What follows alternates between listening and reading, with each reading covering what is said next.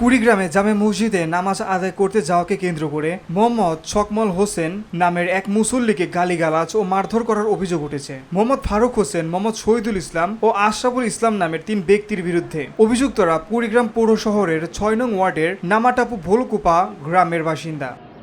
তারপর ভালো আহত মুসল্লি কুড়িগ্রাম সদর হাসপাতালে চিকিৎসাধীন আছেন।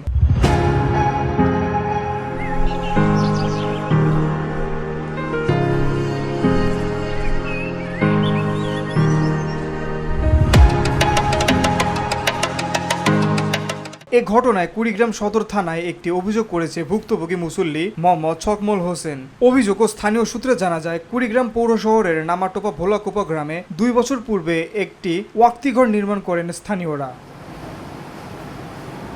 পরে সেই ঘরটিকে স্থানীয়দের মতামত নিয়ে গত ২৬শে জুন ২৪ মসজিদটির নামকরণ করেন ও জামে মসজিদের আনুষ্ঠানিক উদ্বোধন করা হয়। সকলের সম্মতিক্রমে মসজিদটির নাম দেওয়া হয় ফারাজিপাড়া জামে মসজিদ। মসজিদের অ্যাকাউন্ট, জমি রেজিস্ট্রারি সহ সকল কার্যক্রম শেষ হয়। এর প্রায় মাসখানিক পরে স্থানীয় ৩-৪ জন ব্যক্তি এর বিরোধিতা প্রকাশ্যে এনে মসজিদের ব্যানার ছিঁড়ে ফেলে ও মুসল্লিদের নামাজ আদায় করতে বাধা দেয়। এতেই ক্ষিপ্ত নয়, পুরাতন মসজিদটির পাশে নতুন একটি মসজিদ তৈরি করে। স্থানীয় মুসল্লিরা নতুন মসজিদ প্রত্যাখ্যান করে পুরাতন মসজিদে নামাজ আদায় করার কারণে অনেক মুসল্লিকে ওই ৩-৪ ব্যক্তি হুমকি ভয়ভীতি প্রদান করে আসছে।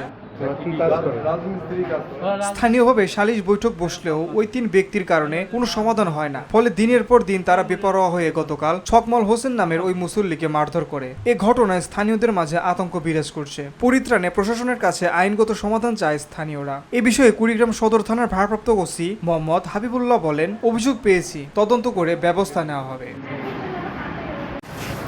VOD Bangla news desk.